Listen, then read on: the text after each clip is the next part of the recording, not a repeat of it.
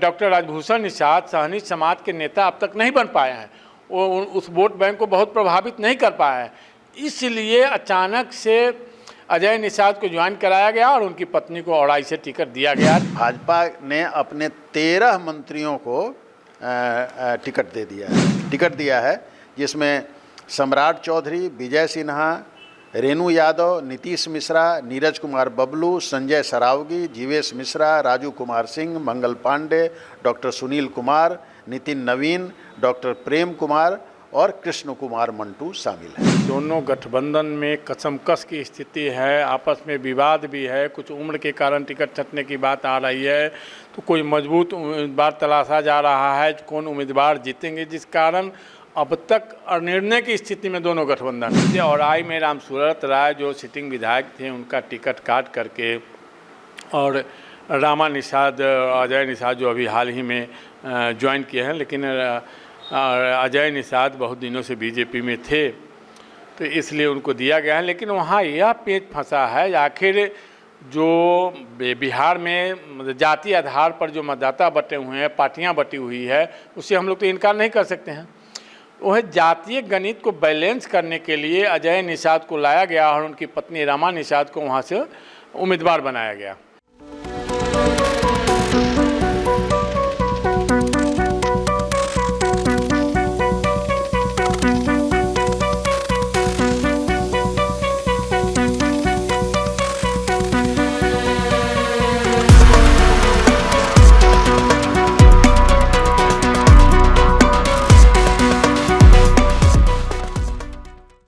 नमस्कार, आप देखना शुरू कर चुके हैं फर्स्ट लुक बिहार और आप सबों की तरह हम सब भी इंतज़ार में बैठे थे कि कब लिस्ट जारी हो और हम जल्द से जल्द आपके पास भेजें। हम मुजफ्फरपुर के लिए इंतज़ार कर रहे थे, हालांकि इसमें अभी ऑफिशियल नहीं आया है, लेकिन लगभग तय रिपोर्ट जो हमारे सामने आई है वो हमारे जो राजनीतिक विश्लेषक हैं वो और हमारे वरिष्ठ पत्रकार रविंद्र कुमार सिंह और हमारे राजनीतिक विश्लेषक अरुण कुमार सिंह, ये दोनों आपके सामने अभी पूरी बातें साझा करेंगे। सबसे पहले जान लेते हैं कि जो पहला लिस्ट, तो सबसे पहले हम जानते हैं कि ये जो लिस्ट जारी किया गया इसमें किसका किसका नाम आया है, इसके बारे में जानकारी देंगे हमारे राजनीतिक विश्लेषक प्रोफेसर अरुण कुमार सिंह।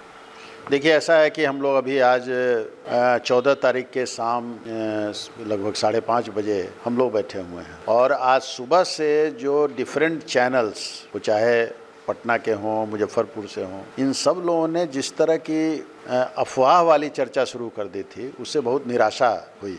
और फर्स्ट लुक बिहार इस तरह की बातों और इस तरह की अधूरी बातें या सेंसेशनल कुछ फैलाकर और चीज़ों को नहीं रखता है। जैसे आज सुबह से ये बात चल रही थी कि नीतीश कुमार जी एक बार फिर पाला बदल रहे हैं और इसमें अच्छे लोग, अच्छे जो रिप्यूटेड लोग जिनको हम लोग मानते हैं पटना के, वो लोग भी उसको सेंसेशनल न्यूज़ को बढ़ा रहे थे। जबकि हम लोगों का दृढ़ विश्वास था कि बिहार में जो अभी जिस तरह से चुनाव की प्रक्रिया शुरू हो चुकी है, लोग नॉमिनेशंस अपना दे रहे हैं, उसमें कल भी हम लोगों ने चर्चा की थी कि सीट पर कौन कहाँ लड़ेगा। ठीक है, सीट मिल गया 101, 29, 6, लेकिन कौन स्थान होगा किसको, इस पर कल भी हम लोगों ने कहा था कि इस पर बात चलती रहेगी और अंत तक चलेगी। और यही हुआ भी है कि जब आपने देखा कि जिस तरह से कुछ सीट ऐसी थी जिसमें नीतीश कुमार जी को बहुत ही एतराज़ था, जैसे राजगीर की सीट। अब राजगीर की सीट जो है सो रिजर्व सीट है और उसमें उनके उम्मीदवार बराबर जीतते हैं और राजगीर की सीट को लोजपा को ऐसा सुनने में आया कि लोजपा को इंटरनल जो सूत्र है उसमें उसको मिल गया हुआ था, तो नेचुरली नाराज़गी होगी। उसी तरह से रत्नेश सदा की सीट है ये सोनबरसा। अब रत्नेश सदा मंत्री हैं और नीतीश कुमार के बहुत ही चहेते हैं, तो फिर उनको उनका सीट एलजेपीआर को देने का कोई मतलब नहीं था। तो नेचुरली ये कुछ ऐसी बातें थीं जिस पर कि मामला चला है। जैसे आपने देखा कि आज आपने देखा होगा कि अजय मंडल जो भागलपुर से सांसद हैं, उन्होंने अपना इस्तीफ़ा नीतीश कुमार को भिजवाया और उन्होंने कहा कि साहब, जिस तरह से टिकटों का बंटवारा किया जा रहा है, मैं भागलपुर का एमपी हूं और मुझसे बिना पूछे हुए टिकटों का बंटवारा हो रहा है। तो भारतीय जनता पार्टी को वहाँ विड्रॉ करना पड़ा है। कहलगांव सीट जेडीयू के लिए उसने छोड़ा है। और उसके बाद से जो ये यहाँ काराकाट का जो सीट है उसको ही भारतीय जनता पार्टी को छोड़ना पड़ा है। तो ये तो चलता है, ये लेन देन जो है ये चलता है और आगे भी चलेगा। ऐसा नहीं है, जैसे आप देखिए, अगर आप देखें मुजफ्फरपुर में ही देखें तो मुजफ्फरपुर में अभी कई सीट पर अभी भारतीय जनता पार्टी ने अपना कैंडिडेट नहीं दिया है। जैसे मुजफ्फरपुर जिसकी चर्चा आप कर रही थी, मुजफ्फरपुर भी शामिल है, पारू भी शामिल है। तो इस तरह से ये चलता है। अब हम लोग ये आवें कि भारतीय जनता पार्टी ने विधिवत अपने 71 उम्मीदवारों की घोषणा कर दी है और ये भी पता है कि जदयू ने सिंबल भी देना शुरू कर दिया है। और जो हम लोग के स्रोत बतला रहे हैं कि मीनापुर से अजय कुशवाहा को सिंबल मिल चुका है। और हम लोगों को ये भी पता चला है विश्वस्त सूत्रों से कि कांटी से इंजीनियर अजीत कुमार को भी जदयू का टिकट मिल गया है। अभी तुरंत जो सूचना मिली है उसमें बीजेपी में मैथिली ठाकुर को बीजेपी में ज्वाइन कराया गया है और अलीनगर सीट मैथिली ठाकुर जो प्रसिद्ध गायिका हैं राष्ट्रीय स्तर की, उनको वहाँ से लड़ाया जा रहा है। तो ये सब चलता रहेगा। अभी हम लोग बात करने जा रहे हैं कि कौन से इम्पोर्टेंट लोग भारतीय जनता पार्टी ने उन लोगों को समायोजित किया है। तो ये जो पहला लिस्ट आया है 71 लोगों का, उसमें 56 सिटिंग विधायक हैं जिसमें 46 लोगों को टिकट दिया गया है, यानी 10 लोगों का टिकट कटा है। अब दोनों जो ये पूर्व उप मुख्यमंत्री हैं, ये तारकिशोर प्रसाद और रेणु देवी मंत्रिमंडल में भी हैं, लेकिन पहले वो डिप्टी सीएम थी। तो रेणु देवी को बेतिया मिल गया और तारकिशोर प्रसाद को कटिहार मिल गया। वर्तमान जो दोनों डिप्टी सीएम हैं उनको भी सम्राट चौधरी को तारापुर से टिकट दिया गया है और ये अपने पुराना जो लखीसराय का क्षेत्र है उससे विजय सिन्हा जी चुनाव लड़ेंगे। और इस तरह से जो वर्तमान मंत्रिमंडल में भाजपा ने अपने 13 मंत्रियों को टिकट दिया है जिसमें सम्राट चौधरी, विजय सिन्हा, रेणु यादव, नीतीश मिश्रा, नीरज कुमार बबलू, संजय सरावगी, जीवेश मिश्रा, राजू कुमार सिंह, मंगल पांडे, डॉक्टर सुनील कुमार, नितिन नवीन, डॉक्टर प्रेम कुमार और कृष्ण कुमार मंटू शामिल हैं। इन लोगों को टिकट दे दिया गया हुआ है। नीतीश मिश्रा झंझारपुर के अपने पुराने सीट, जो उनके पिताजी डॉक्टर जगन्नाथ मिश्रा भी वहाँ से लड़ते थे, वो सीट जो है सो नीतीश मिश्रा को भी मिला हुआ है। उसी तरह से जैसा कि मैंने कहा कि जो ये, लेकिन इसमें सबसे बड़ा चीज़ है कि पटना में 2 सीट, एक कुम्हरार और एक पटना साहिब। तो पटना साहिब से लगातार नंदकिशोर यादव, जो अभी वर्तमान में विधानसभा के अध्यक्ष हैं, वो लगातार 5 बार से चुनाव जीत रहे थे। तो एज ग्राउंड पर, और वहाँ चर्चा थी कि नंदकिशोर यादव के पुत्र को भी मिल सकता है, लेकिन वहाँ से वो भारतीय जनता पार्टी ने वहाँ रत्नेश कुशवाहा जो एडवोकेट हैं और भारतीय जनता पार्टी से बहुत दिनों से जुड़े हुए हैं और भारतीय जनता पार्टी में वो विभिन्न पदों पर भी रहे हैं, उनको वहाँ से दिया गया। उसी तरह से दूसरा इम्पॉर्टेंट चीज़ है कुम्हरार, जिसको भारतीय जनता पार्टी का गढ़ माना जाता है। तो कुम्हरार में अरुण कुमार सिन्हा ये वहाँ से चुनाव जीत रहे थे, तो उनका भी टिकट जो है सो काट दिया गया है और उनको आराम करने के लिए कहा गया है। और उनके जगह पर संजय गुप्ता, जो भारतीय जनता पार्टी के प्रदेश के महामंत्री वगैरह रह चुके हैं और विभिन्न पदों पर रहे हैं, तो संजय गुप्ता पर पार्टी ने विश्वास प्रकट किया है। तो इस तरह से ये 2 इम्पॉर्टेंट जो पटना साहिब और कुम्हरार का जो क्षेत्र है उसमें बदला गया है। और वहाँ पर देखिए, वहाँ पर एक जादव को हटाकर और वहाँ कुशवाहा समाज को दिया गया है और एक जगह जो कायस्थ समाज के इसको एक करके वहाँ पर जो है सो वैश्य समाज को दिया गया है। लेकिन वहीं पर फिर दानापुर में रामकृपाल यादव, जो कभी पटना से एमपी रह चुके हैं वो, और मीसा भारती को भी उन्होंने हराया था, तो दानापुर सीट जो है वो रामकृपाल यादव को दिया गया है। तो इस तरह से अगर हम देखें तो अब हम लोग थोड़ा मुजफ्फरपुर के ओर अगर आते हैं तो मुजफ्फरपुर में जो सबसे अभी जो चर्चा का विषय बना हुआ है वो है औराई विधानसभा क्षेत्र, जो कि औराई में रामसूरत राय मंत्री भी रह चुके हैं भारतीय जनता पार्टी की ओर से, और साथ साथ ये विधायक तो अभी थे ही थे, लेकिन उनका टिकट काट दिया गया है। और वहाँ पर बहुत प्रयासरत थे भारत रत्न यादव, जो हिंद केसरी यादव के परिवार से आते हैं।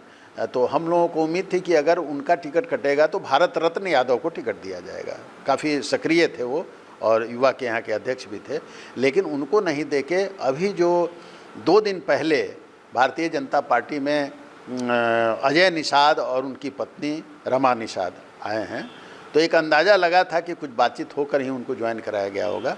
तो रमा निषाद को वहाँ से टिकट दे दिया गया है। बाकी जो है आप बरूराज का देखिए तो जो अरुण कुमार सिंह जो वहाँ से चुनाव जीते हुए हैं उन्हीं को मिला है। साहेबगंज में जो मंत्री हैं राजू कुमार सिंह, उन्हीं को फिर भारतीय जनता पार्टी ने दोहराया है। और ये इधर पारू का सीट जो है सो अभी डिक्लेयर नहीं हुआ है। हो सकता है कि पारू का सीट भी 1 आध घंटे में डिक्लेयर हो जाए, और उसी तरह से नगर सीट भी अभी डिक्लेयर नहीं हुआ है। तो ये तमाम बातें हुई कि किसका किसका टिकट कटा और कितने धुरंधर थे, लेकिन एज और बहुत सारे कारणों की वजह से उनका टिकट काट दिया गया और नए लोगों को रखा गया है। और जो अभी हम देख रहे हैं जो 71 लोगों का लिस्ट बीजेपी के द्वारा जारी किया गया, इसके ऊपर आपकी क्या टिप्पणी है? देखें, अभी तो पहले भी हम लोग बता चुके हैं कि दोनों गठबंधन जो हैं, दोनों गठबंधन में कसमकस की स्थिति है, आपस में विवाद भी है, कुछ उम्र के कारण टिकट छंटने की बात आ रही है। तो कोई मजबूत उम्मीदवार तलाशा जा रहा है, कौन उम्मीदवार जीतेंगे, जिस कारण अब तक अनिर्णय की स्थिति में दोनों गठबंधन है। और यहाँ तक कि जो जन स्वराज है, जन स्वराज भी पहले से घोषणा करता आया है कि हम सबसे पहले अपना टिकट जारी कर देंगे, मतलब अपना उम्मीदवार तय कर देंगे। लेकिन जन स्वराज भी अपना उम्मीदवार तय नहीं कर पा रहा है। जन स्वराज 2 लिस्ट जारी किया, जिसमें लगभग 116 उम्मीदवारों का लिस्ट जारी किया, आधा से अधिक अभी उसका भी बचा हुआ है। उस जन स्वराज भी अपन नज़र डाले हुआ है कि महागठबंधन और एनडीए किस तरह से सीट का बंटवारा करता है, उस अनुकूल वो भी अपना उम्मीदवार उतारेगा। तो अब 71 सीट जारी किया है, जबकि इसको 101 सीट गठबंधन में मिला है बीजेपी को। अभी 30 सीट इसको जारी करना है। उसमें जहाँ तक 56 सिटिंग सीट में 46 को मिला है, लेकिन उसमें कुछ को कटा है, कुछ को कटने की संभावना है, और हो सकता है कुछ को लेट करके फिर दिया भी जा सकता है। ऐसा नहीं है 56 में है तो 10 को काट ही देगा, 46 का जारी किया है तो उसमें कुछ भी संभव है। अपना सोच विचार करके निर्णय लिया जा रहा है। और एक एक करके जो सूत्रों से जानकारी मिल रही है उसके अनुसार एक एक लोगों करके बुलाया जा रहा है, जो आप आइए अपना टिकट ले जाइए। अभी घोषणा करने से पहले यह स्थिति महागठबंधन में है, यह स्थिति एनडीए में भी है। अभी जैसे एनडीए की बात करें, जदयू की बात है, तो जदयू ने बहुत ही सोच विचार करके फाइनल किया है अजीत कुमार का। और अजीत कुमार को अभी लिस्ट जारी करने से पहले है अजीत कुमार वहाँ सिंबल लेने के लिए वहाँ बैठे हैं, उनको बुलाया गया है, उनको सिंबल दिया जा रहा है। और अजय कुशवाहा जो है मीनापुर से, उन्हें बताया जा रहा है कि उन्हें सिंबल दे भी दिया गया है। तो इस तरह से चल रहा है। आज देर रात तक हमको लगता है दोनों गठबंधन और जन स्वराज भी मतलब देर रात तक फाइनल कर लेगा और सूची लास्ट कर सुबह तक सब जारी कर देगा। अभी यही तक स्थिति जैसे है। अब जहाँ तक सवाल उठता है औराई का मामला आ रहा है, तो जहाँ तक हम लोग औराई की बात कर रहे हैं, जो औराई में रामसूरत राय जो सिटिंग विधायक थे उनका टिकट काट करके, और रामा निषाद अजय निषाद जो अभी हाल ही में ज्वाइन किए हैं, लेकिन अजय निषाद बहुत दिनों से बीजेपी में थे तो इसलिए उनको दिया गया है। लेकिन वहाँ यह पेच फंसा है, आखिर जो बिहार में जाति आधार पर जो मतदाता बटे हुए हैं, पार्टियां बटी हुई है, उससे हम लोग तो इनकार नहीं कर सकते हैं। वह जातीय गणित को बैलेंस करने के लिए अजय निषाद को लाया गया और उनकी पत्नी रमा निषाद को वहाँ से उम्मीदवार बनाया गया। अब क्यों बनाया गया है, तो यहाँ जो पहले से मुकेश सहनी है, मुकेश सहनी अभी बताया जा रहा है कि एक छत्र मतलब सहनी समाज के नेता बने हुए हैं। उस स्थिति में पिछले लोकसभा चुनाव में ही डॉक्टर राजभूषण निषाद को लाया गया और वहां से चुनाव लड़े, चुनाव जीते भी। लेकिन पार्टी को यह लगा, एनडीए गठबंधन को या भाजपा को यह लगा कि डॉक्टर राजभूषण निषाद सहनी समाज के नेता अब तक नहीं बन पाए हैं, वो उस वोट बैंक को बहुत प्रभावित नहीं कर पाया है, इसलिए अचानक से अजय निषाद को ज्वाइन कराया गया और उनकी पत्नी को औड़ाई से टिकट दिया गया ताकि बैलेंस हो जाए कि सहनी वोट एनडीए के पास भी आए। लेकिन अब चुनाव में क्या हो सकता है, अजय निषाद को तो सहनी वोट मिल जाएगा, अन्य जगहों पर वो कितना प्रभावशाली हो सकते हैं या तो चुनाव आने के बाद पता चलेगा। ये तो बातें हो गई कि जो सीट को की अदला बदली की गई है, रिप्लेसमेंट हुआ है, रीशफलिंग हुई है। फिर अब एक बात आती है कि महिला वोटर्स की भी नाम आ रहा है कि इसमें भाजपा ने या एनडीए ने जो है वो महिलाओं को भी मौका दिया है। अब महिला में किसको मौका मिला? देखिए, भारतीय जनता पार्टी ने जो अभी 71 लोगों का लिस्ट जारी किया है, इसमें 9 महिलाओं को टिकट दिया गया है, जिसमें बेतिया से रेणु देवी को टिकट मिला है, फिर परिहार से गायत्री देवी जो सिटिंग वहाँ थी उनको टिकट दिया गया है, फिर किशनगंज से स्वीटी सिंह को टिकट दिया गया है, प्राणपुर से निशा सिंह को टिकट दिया गया है, कोढ़ा से कविता देवी को टिकट दिया गया है, वारसिलीगंज से अरुणा देवी को टिकट दिया गया है, नरपतगंज से देवंती यादव को टिकट दिया गया है, औराई से रमा निषाद को टिकट दिया गया है, और जमुई से जो तीरंदाज हैं प्रसिद्ध श्रेयसी सिंह, उनको टिकट दिया गया है। तो यानी अभी जो 71 का लिस्ट जो आया है उसमें 9 महिलाओं को टिकट दिया गया है, जिसमें कि मुजफ्फरपुर ज़िले में भी रमा निषाद जो अजय निषाद की पत्नी हैं और जय नारायण निषाद की पुत्र वधू हैं, उनको औराई से टिकट दिया गया है। तो इस तरह से ये है।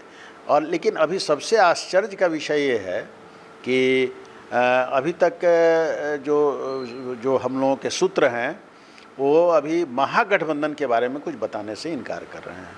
और महागठबंधन के बारे में जो सूचना आई उसमें सिंबल लोगों को मिला भी और फिर सिंबल वापस भी लिया गया।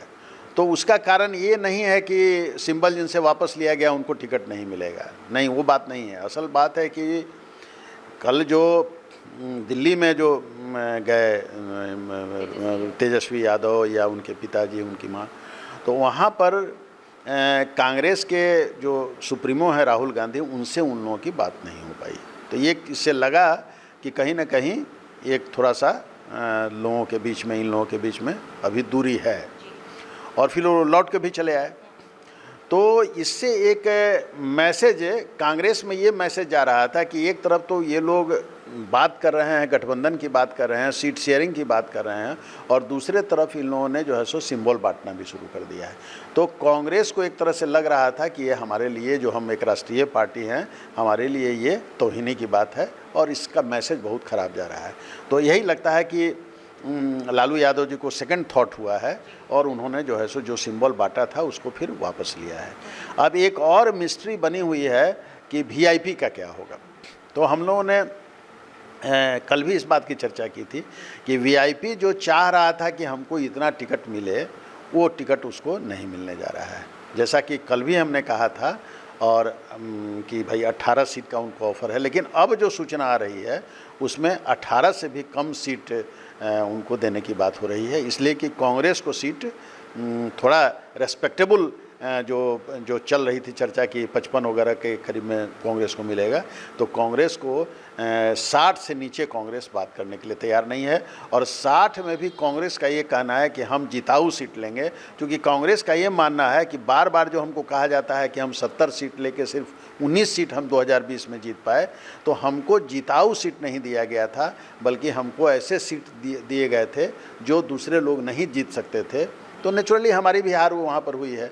तो हम इस बार जो सीट लेंगे वो अपने मन के अनुसार हम लेंगे। और वही हालत लेफ़्ट पार्टीज का भी है कि लेफ़्ट पार्टीज का कहना है कि चूँकि हमारी स्कोरिंग बहुत अच्छी है, और लेफ़्ट पार्टीज में खास करके जो भारतीय कम्युनिस्ट पार्टी माले है, तो माले की स्कोरिंग निश्चित रूप से अच्छी है, वोट परसेंटेज भी उसका अच्छा है।